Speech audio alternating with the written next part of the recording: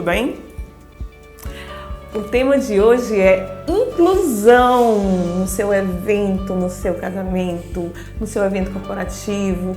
E eu estou com o Samuel para a gente falar sobre inclusão. Eita,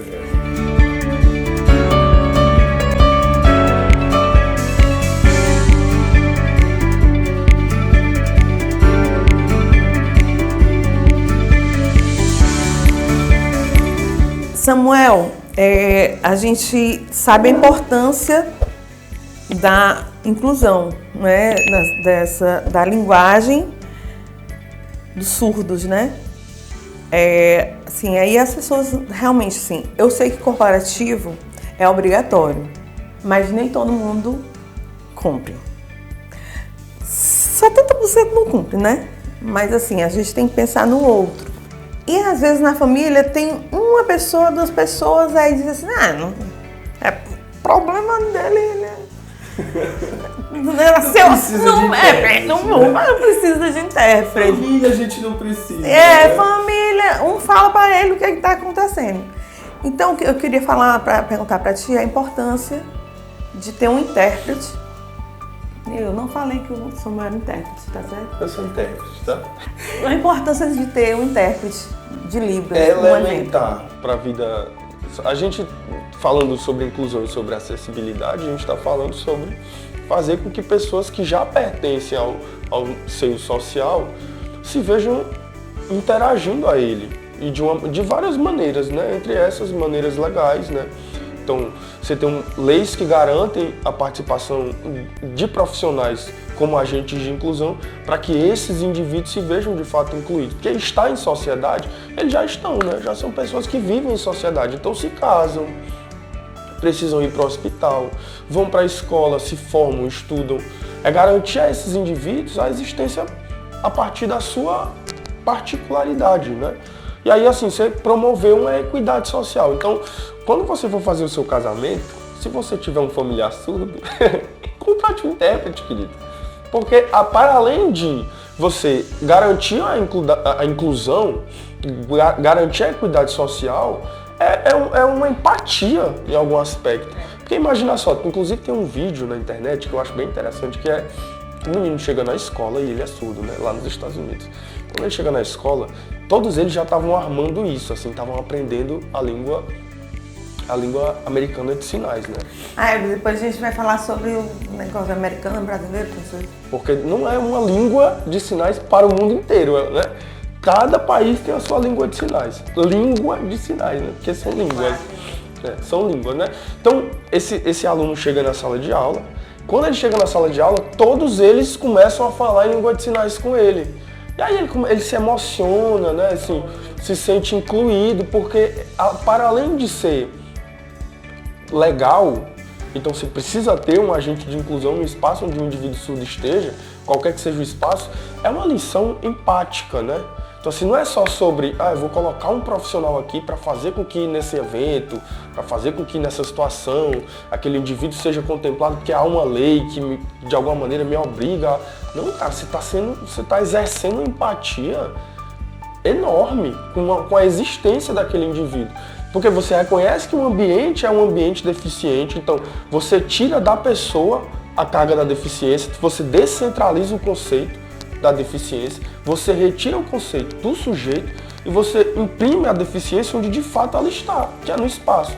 Porque se todo ser humano vai estar habitando aquele espaço, então aquele espaço não consegue contemplar uma existência particular, tendo em vista que todos nós temos particularidades, então o espaço que é deficiente.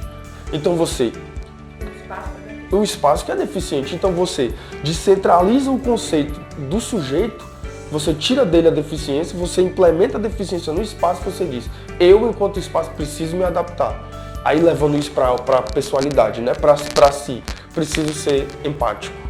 Porque é língua brasileira de sinais e como começou? Diz aí, conta aí. Nossa Senhora! O que se sabe nos manuais de história é que um familiar de Dom Pedro II era surdo. Aí se ele era filho, se ele era neto, a gente tem várias versões, né, para esse fato. E que esse sujeito trouxe da França um professor, Ernest Rouet, se eu não me engano, trouxe esse professor para cá Aí esse professor começou a desenvolver, porque se eu não me engano na Europa, porque são várias informações na nossa cabeça, a gente pode às vezes se confundir, mas era francês, trouxe para cá esse professor e se eu não me engano lá, a França era o único país que já tinha desenvolvido um quadro de comunicação entre esses indivíduos surdos. Então, o que ele pensou? Vou no berço, no nascedouro, trago esse indivíduo para cá, aí a partir disso a gente consegue desenvolver aqui uma comunicação e integrar esse, que eu não sei se era neto, se era sobrinho, se era primo, se era filho, aí era um parente, um familiar. Aí nasceu disso a língua de sinais. Assim. O primeiro movimento de nascimento, que sinaliza um nascimento, um desenvolvimento da comunidade surda enquanto instituição, da língua enquanto língua, foi disso. Aí ela passa por uma série de percursos, porque, por exemplo, já foi proibida a língua de sinais. Já foi proibida. No Brasil e no mundo inteiro, a partir do Congresso de Milão, se entendeu que o canal de comunicação que o indivíduo surdo deveria estabelecer era a língua oral. Então, aí você vai oralizar esses indivíduos. Como é que você oraliza esses indivíduos? De uma forma extremamente violenta e colonizadora em algum aspecto. Por quê? Você tem uma particularidade, que é a surdez. Aí você precisa se comunicar a partir de uma comunicação que seja reconhecendo a sua particularidade, que é a surdez. Mas aí você é obrigado a não utilizar da sua comunicação para desenvolver um diálogo a partir do que se entende como o que deveria ser a norma, que aí é o oralismo, né? Então esses indivíduos eles foram obrigados a falar e de um jeito muito violento. Por exemplo, eu tenho professoras que elas não podiam sinalizar, que tinham, e recentemente, tá? Não é coisa de 100 anos, é coisa de 50 anos. Fala, meu Deus. Com as mãos amarradas, quando ela tentava sinalizar, e tinha que falar. Nossa, o som saindo. Aí tem outra coisa também. Por que não é mudo? Porque tem gente, nossa, o mudo. Não é mudo, não. Por que não é mudo? O que é mudo, né? Vamos entender o conceito. O que é mudo? Mudo é o que não emite som. Existe algum ser humano incapacitado da emissão de som? Isso aqui não é um som que eu estou emitindo. O nosso corpo ele produz som. Acho que dá para ouvir, né? Até para tirar o microfone. Então o nosso corpo ele produz som a todo momento, em qualquer lugar. Então, nenhum ser humano, um ser humano que não produz som, ele tá morto, né? Eu acho. E nem morto, porque ainda morto você consegue produzir um som, eu acredito, né? Tem um pessoal que faz... né? Tem um pessoal... gente, isso é verdade. Parece que é o gás que sai do... Nossa, então até morto produz som. Então, não existe mudo. Então, são pessoas surdas. Porque elas não conseguem falar. Elas não conseguem falar aqui na voz, né? Porque aqui elas falam, tá? Porque também é uma língua. Porque elas não estão escutando. E tem alguns que foram educados pelo oralismo que ainda assim conseguem falar. E tem, é um absurdo isso. É um completo absurdo, né? Eu fui de cara, disse, rapaz, ninguém tá vendo isso não. Então, é um absurdo, como eu estava dizendo. E assim, nos eventos que você faz, eu sei que não pode contratar só um, né? Tem uma hora da parada. A depender da quantidade de tempo que tem um evento, você tem que contratar 2 intérpretes, cara. Para de ser mão de vaca, que pra nós... Pô, tu quer uma hora, tu quer que um intérprete só faça, irmão? Tá querendo destruir nossa irmã. Eu tô com minha mão, todo podcast que eu vou, toda coisa que eu vou, eu falo isso. Eu tô com minha mão doente, pô, de trabalhar. Porque vários eventos, eu trabalhei numa instituição, que eu não vou falar o nome, que eu tinha que trabalhar só. E eu fiquei doente. Porque imagina que eu tenho 3 disciplinas no dia, aí é uma disciplina de 2 horas de manhã, uma disciplina de 2 horas de tarde, uma disciplina de 3 horas de noite, eu sozinho aqui. Você fica doente, eu tô com uma lesão no meu manguito rotador. Manguito rotador, fala comigo, mulher. Tô com uma lesão no meu manguito rotador, bem aqui.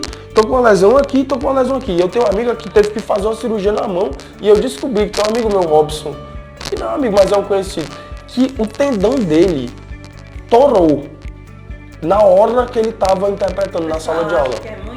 Acha que é, que lindo, meu Deus, um intérprete sinalizando uma beleza, uma maravilha. Mano, é cansativo pra caramba. Então não seja mão de vaca. Se tiver a acessibilidade, assim, tem um propósito da acessibilidade, que é a empatia, né? É 1 hora.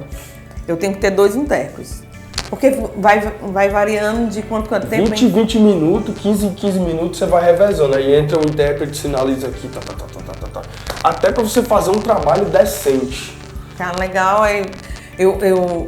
porque assim, na cerimônia, massa, mas também tem um momento da valsa, da homenagem dos pais, que também precisa ter um intérprete, né, pra dizer o que está acontecendo. O pai falando, morrendo de chorar, e o intérprete aqui sinalizando.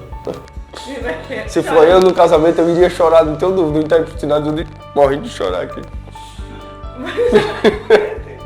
Intérprete aqui, olha, casando e intérprete chorando. Que atravessa essas questões. Esses dias teve um vídeo, porque tem uma discussão dentro da gente enquanto profissional que diz assim, não, o intérprete tem que ser neutro. Querido, neutro é detergente. E ninguém gosta desse detergente. Todo mundo só usa de coco, só usa de limão, porque ninguém gosta do neutro. Não tem como você ser neutro. Aí, não tem como. Você fala assim, não, o intérprete tem que estar sinalizando aqui e ele não pode... A informação que está chegando a ele não pode ser sensível a ela. Então, se for uma coisa engraçada, eu não posso rir. Se for uma coisa triste, eu não posso chorar. Mas não existe isso, ninguém é um robô. Você vai chorar. Imagina que você está interpretando uma coisa aqui, esses dias eu estava interpretando uma coisa super engraçada. E quando aquela informação chegou ao meu ouvido, eu disse, eu não vou conseguir. Eu ri, eu estava interpretando e eu comecei a rir. Teve outro. Tem um delay, né? Tem um tempinho que você recebe, você adapta aqui na sua cabeça, você pega de uma língua, vai para outra língua, cria uma estratégia e passa a informação. É muito interessante. É muita loucura, não é? Muita informação, fico de cara também. Eu sou louca, sempre fui apaixonada. Então, a primeira coisa que eu me lembro, eu tinha uns 12 anos, eu pedi à mamãe para comprar uma cartilha. Uns 10, 12 anos. Uma cartilha que vendia, que tem as letras. E eu fazia, assim, cartilha? Mãe, tem um cartãozinho que eu vi, não tinha internet, tinha nada disso, né, minha filha? Não tenho 20 anos, tá? Só pra dizer. Se a pessoa tem 30 anos de experiência, como é que vai ter 20 anos, né? Aí, assim... Não tinha internet, a pessoa já teve algum momento que não teve internet. Como que era? Como que era antigamente? Não tinha internet, como você se comunicava? Nem celular. Não tinha WhatsApp? E o celular não tinha. E o que é? Sinal de fumaça. Sou dessa época. Aí tinha uma cartilhazinha que era até vermelha. Era branca, mas os sinais eram vermelhos. Aí tinha A, B, C. E tinha os números. Aí eu ficava A, B, C, D, E, F, G, C. Ficava aprendendo. Pra quê? Eu não sei. Pra aprender. Mas o que veio na minha cabeça? Não sei. Nunca soube. Eu sempre pensei muito no próximo. Empática, né? Sempre na minha vida, desde que eu nasci, sempre. Eu tenho meus eventos, eu fui uma pessoa que fez eventos na faculdade, fez teatro, foi Broadway. Fiz teatro. Eita, tá tendo. Fui até figurante da Malhação. Maravilhoso. Tropicalhense, aquelas coisas aí. Mas assim, eu sempre tava pensando no próximo, sempre, não sei o quê. E eu peguei essa cartilha. E eu aprendi o alfabeto. Por quê? Nunca usei. Porque isso tudo, e não ter usado nenhuma vez, nenhum evento, descumprindo todas as leis da... Empáticas naturais. Empática não precisava nem ser lei. Não sei nem como é que virou lei. Nossa, em 2002 você tem a lei de Libras, que aí é uma lei que, olha, então, a gente tem uma comunidade surda, a gente tem para conceituar essa comunidade enquanto comunidade, você teve um embate epistemológico gigantesco, porque o campo das ciências clínicas dizia assim, uma pessoa surda é uma pessoa com deficiência. E o campo socioantropológico, é o meu, que eu sou antropólogo também, fala assim, não é pessoa com deficiência. Não, isso não é antropólogo. Pensa aqui. Não tem que me dizer quando você tá falando. É um coração coreano de dorama, né? É um coraçãozinho que forma. Aquele coração. Antropólogo é assim. Antropólogo. Ou então assim. Antropólogo. Eu prefiro assim. É porque a gente... Você I love you. Aí ela disse que Tem um que é assim, que é I really love you. Amo você pra caramba, é tipo isso aqui. E esse aqui é outra coisa. Mas aí então você teve um embate no campo epistemológico para conseguir conceituar essa existência. Por quê? Porque a antropologia é o que resulta na discussão que leva à construção de uma lei que reconhece a comunidade surda e a Libras enquanto língua e a comunidade enquanto comunidade. O campo socioantropológico ele afirma que o indivíduo surdo ele é uma particularidade quando ele institucionaliza a sua comunidade a partir de um epicentro que faz com que produza artefatos culturais, garantindo a ele o lugar de população, comunidade, cultura e povo. Né? Só que o campo clínico diz o quê? Não, eles são deficientes, cara. Qual que é o problema desse embate por muito tempo? Porque se você diz que a pessoa é uma pessoa com deficiência, você diz que, irmão, você é um deficiente. O problema é seu. O problema é seu. Você nasceu assim, a natureza fez que você... Quando você diz que essa pessoa é uma particularidade linguística, você transfere o que eu falei no começo, você transfere a deficiência, você retira a deficiência do sujeito e você discrimina essa deficiência no espaço onde ela está de fato. Porque todos somos diferentes, todos existimos dentro da nossa particularidade e todos precisamos ser contemplados a partir dessa particularidade em todo e qualquer espaço na nossa vida social. Aí o campo socioantropológico ele afirma isso. Então o que ele diz? Não é a pessoa surda que é deficiente, não. Deficiente é o espaço que não consegue contemplar essa existência.